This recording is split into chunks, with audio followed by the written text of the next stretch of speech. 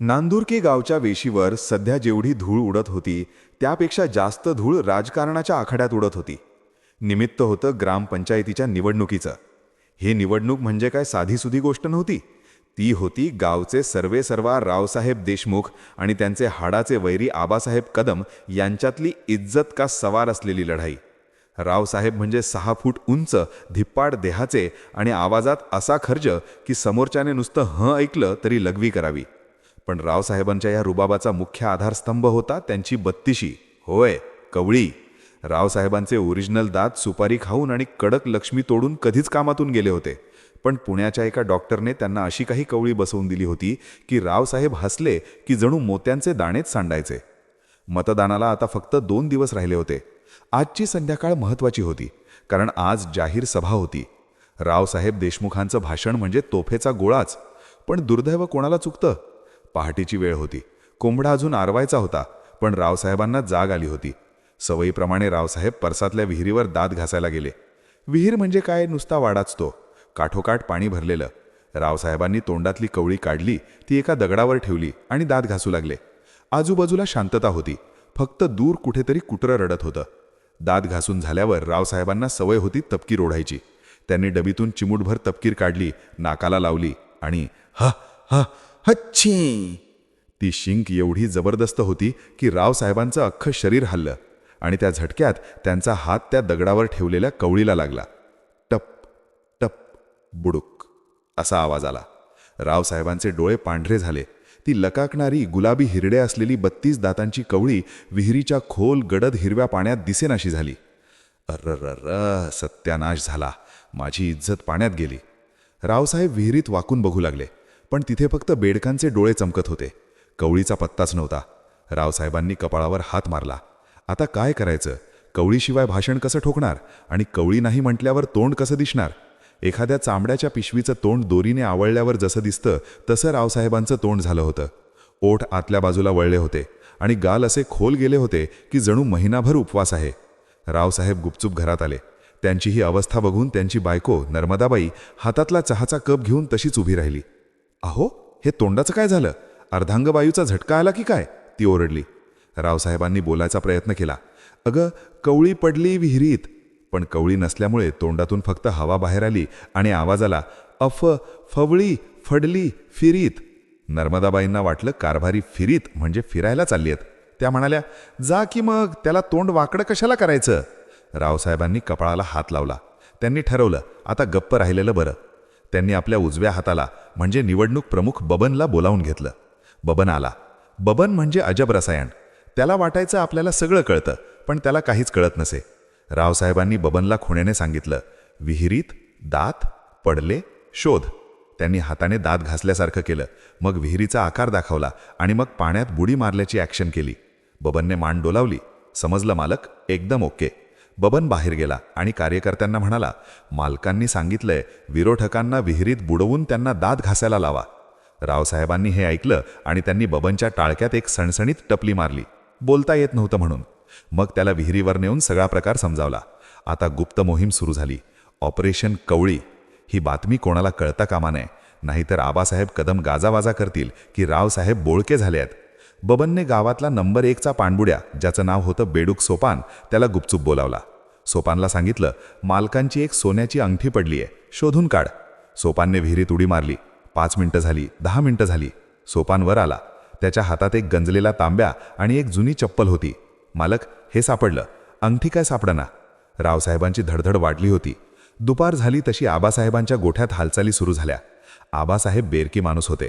त्यांना खबऱ्याने बातमी दिली की रावसाहेब सकाळपासून घरातून बाहेर पडले नाहीत आणि कोणाशी बोलत बी नाहीत. आबासाहेबांनी लगेच गावात अफवा पसरवली. मंडळी ऐका, रावसाहेबांना पराभव दिसू लागल्याने त्यांना वाचा बसली आहे. देवानेच त्यांची वाचा हिरावून घेतली आहे. जो माणूस स्वतःच्या बायकोशी बोलू शकत नाही तो तुमच्याशी काय बोलणार? गावात एकच चर्चा, खरंच की काय? रावसाहेबांना मुका झालाय. संध्याकाळ जवळ येत होती. रावसाहेबांचा जीव टांगणीला लागला होता. इकडे विहिरीवर सोपांच्या 100 डुबक्या मारून झाल्या होत्या. एकदा तर त्याने पाण्यातून एक कासव बाहेर काढलं आणि म्हणाला, मालक, ही बघा तुमची अंगठी. अय्यो, हे तर पळतंय. रावसाहेबांनी निराश होऊन डोक्याला फेटा बांधला. आता जे होईल ते होईल, देवाची मर्जी. त्यांनी ठरवलं, स्टेजवर जायचं, फक्त हात जोडायचे आणि निघून यायचं. सभेची वेळ झाली. पटांगण खचाखच भरलं होतं. आबासाहेबांनी आपल्या भाषणात रावसाहेबांची यथेच्छ धुलाई केली होती. मित्रांनो, समोरचे उमेदवार आज मौन व्रत धारण करून आलेत. का? कारण त्यांना तुमच्या प्रश्नांची उत्तरे द्यायला तोंडच उरलं नाहीये. लोक हसले. आता रावसाहेबांची पाळी होती. अनाउन्सर ओरडला, आणि आता आपल्या समोर येत आहेत नांदुरकीचे वाघ रावसाहेब देशमुख. रावसाहेब स्टेजवर चढले. नेहमीचा रुबाब होता, पण तोंडात हवा भरल्यासारखं वाटत होतं. त्यांनी माईकचा ताबा घेतला. समोर हजारो डोळे त्यांच्याकडे बघत होते. शांतता पसरली. रावसाहेबांनी तोंड मिटून घसा साफ केला. त्यांना वाटलं 2 शब्द तरी बोलावेच लागतील. त्यांनी पूर्ण ताकद लावली आणि म्हणाले, माझ्या गावकरी बंधूंनो, पण कवळी नसल्यामुळे जिभेला आधार नव्हता, त्यामुळे सचा उच्चार फ आणि तचा उच्चार थ होऊ लागला. माईकमधून आवाज आला, माझ्या गाफकरी बंधूंनो. हा आवाज ऐकून समोर बसलेल्या एका म्हाताऱ्याला वाटलं की साऊंड सिस्टम बिघडलीये. तो ओरडला, ए अप्पा, तो माईक नीट कर, फुरफुर आवाज येतोय. रावसाहेब चिडले. त्यांनी रागाच्या भरात जोरात ओरडून सांगितलं, शांत बसा, मी काय म्हणतोय ते ऐका. पण याचा आवाज असा आला, शांत बसा, मी काय म्हणतोय ते ऐका. आता मात्र लोकांच्या लक्षात आलं, माईक नाही तर मालकच बिघडले आहेत. समोरच्या रांगेतल्या पोरं खोखो हसू लागली. आबासाहेब तर स्टेजवर मिशीतल्या मिशीत हसत होते. रावसाहेबांचा चेहरा लाल लाल झाला. त्यांनी ठरवलं, आता आर या पार. त्यांनी पुन्हा एकदा प्रयत्न केला. विरोधकांनी अफवा पसरवली हाय. हे वाक्य मनात होतं. ते बोलले, फिरोधकांनी अफवा पसरवली हाय. त्याच वेळी एक चमत्कार झाला. मगाशी विहिरीवरून हताश होऊन परतलेला बबन आणि पाणबुड्या सोपान स्टेजच्या मागे धावत आले. सोपानच्या हातात एका काठीला अडकवलेलं काहीतरी लकाकत होतं. झालं असं होतं की विहिरीच्या काठावर एक जुना वड होता आणि त्या वडाच्या पारंब्या पाण्यापर्यंत लोंबकळत होत्या. रावसाहेबांची कवळी पाण्यात पडलीच नव्हती. ती उडून त्या पारंबीच्या एका बेचक्यात अडकली होती आणि दिवसभर तिथेच झोके घेत होती. सोपान जेव्हा काठावर येऊन नशिबाला दोष देत वर बघत होता, तेव्हा त्याला ती बत्तीशी वडाच्या झाडावर हसताना दिसली. बबनने स्टेजच्या खालूनच रावसाहेबांना खूण केली. त्याने ती काठी वर केली. काठीका टोकाला ती कवळी हॅलो म्हणायलासारखं लटकत होती.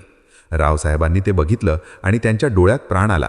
पण आता ती घ्यायची कशी? भरसभेत रावसाहेबांनी हजरजबाबीपणा दाखवला. त्यांनी माईकवर जोरजोरात खोकल्याचं नाटक केलं. मला पाणी द्या, पाणी. रावसाहेब अडखळत का होईना बोलले.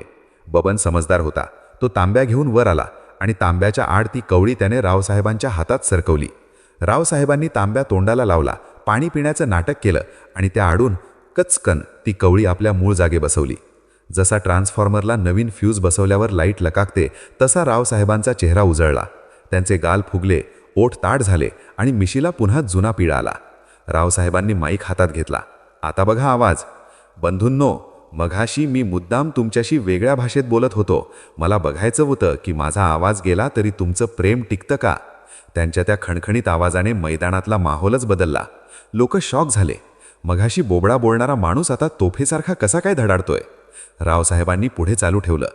माझ्या विरोधकांनी वाटलं की रावसाहेबांचा आवाज बंद झालाय.